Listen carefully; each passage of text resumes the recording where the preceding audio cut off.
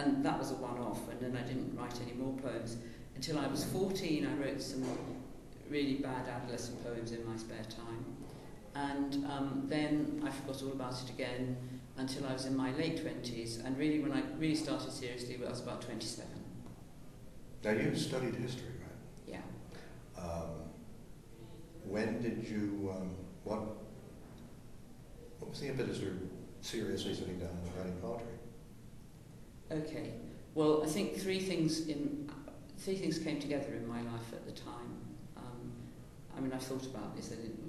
One was that I was working as a primary, what you'd call an elementary school teacher, and doing a lot of creative work with the children in poetry and music, and I think that helped to wake up the creative side of me. Secondly, I was in psychoanalysis. I'd actually been in analysis for about 6 months when I started writing, and I was getting in touch with some powerful feelings that I didn't know I'd had, and I kind of needed to do something with them. And the third thing was that I'd been sharing a flat with some other young women, and I'd got fed up with them, and I was living on my, the nice ones had got married, and I didn't like the ones I was left with. So I was living on my own for the first time, and there was no one at home to talk to. And I think that that combination of those three things, suddenly one weekend I felt like writing a poem, and that was how it started. And at the same time I began reading a lot of poems and became kind of obsessed with it, which you have to be. So that was how it began. Poetry is a kind of vocation, wouldn't you say? Yeah. But I don't know why it happens. When I was a child, I wanted to be a writer. When I was about 7 or 8, I wanted to be a writer. And I was, I knew that books were my thing. But what I wanted to write was children's stories, because that's what I read. I wasn't very interested in poetry. And then I forgot all about wanting to be a writer for about 20 years. But I'm surprised that I'm a poet. I'm still surprised. I'm not at all surprised that I'm a writer, but I'm surprised that I'm a poet. Prior to that point in your life where you seriously sat down and writing poetry, were there any poems that you were fond poets? Oh yeah, I mean I did English A levels. You know what A level is? Yeah, okay. I did English A level and I liked poetry then. I mean we did Keats, I liked that very much, and we did some Milton, I liked that. And so I did have a few poetry books on my shelves when I was at university, and very occasionally I would read a poem. And I also had anthologies of comic verse, and I would dip into those from time to time. So yes, but it was a very, faint interest really. But there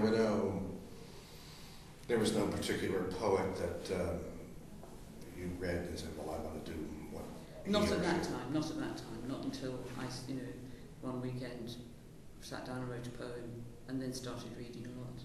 And when you started doing that, were there any ones in particular that you found yourself gravitating to? Yeah, I mean, in the early days, Sylvia Plath was quite important to me. My early poems, the ones that didn't make it into print, I now can see that some of them read like bad imitations of Sylvia Plath, and some of them read like bad imitations of T.S. Eliot. I think everyone's written a bad T.S. Eliot. Yeah, probably. Right. What you get a lot, I mean, what I didn't go through, but you get, when I started judging competitions after I was a published poet, at that time in the 1980s, early 1990s, you got an awful lot of imitations of Seamus Heaney. Oh, I from some of the better entrants. So I think that this thing of being too much influenced by the work of great poets and working through it is part of the learning process. And that the competition entrants who read like imitations of Seamus Heaney, I thought, these people will probably be good one day. They just have to work through this Heaney thing, and they'll have learned from it. Yes, when I was in college, I mean, it was the bad T.S. Eliot poems were what. But they probably learned from that. Yeah, I think so. I think you do go. That's what happens with young poets or beginning poets. It's interesting. You encounter, of course, if you read Cavafy. I don't read modern Greek. I could make my way more or less ignorantly and certainly through classical Greek. But Cavafy comes across quite well in translation, but he's absolutely inimitable. I don't think anybody could write a poem. There's a challenge. Oh, okay. Oh, okay. Well, I'll be looking forward to your Cavafy poem.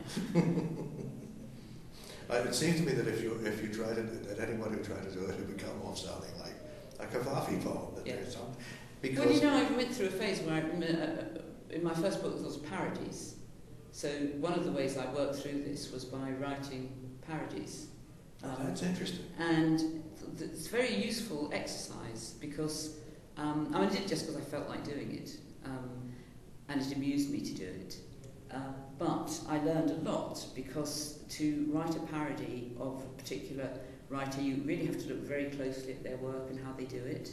And also, when you get bits where you suddenly don't sound like them, you sound like yourself. And obviously you have to exclude that from the parody, but it is a way of recognising that you have got a voice of your own. Because if your own voice intrudes into your Seamus Heaney parody or your T.S. Eliot parody, then you think, well, you know, that's me, I have got a voice. I think it's quite a good way of working towards your own voice. In other words, by trying to master another voice, you almost inadvertently discover your own. Yes, yeah. That's a very interesting. Excuse me a moment, I need to find It's interesting too that you mentioned parody, because when I was in high school, that's what I used to write, a lot of parodies of songs and verses.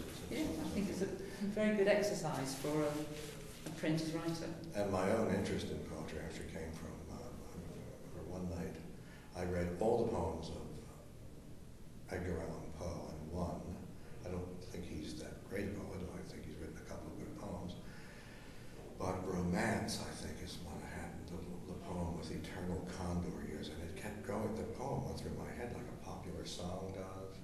You can't get it out of your head. And I think that's when I found that what I liked about poetry was words as music. Mm-hmm.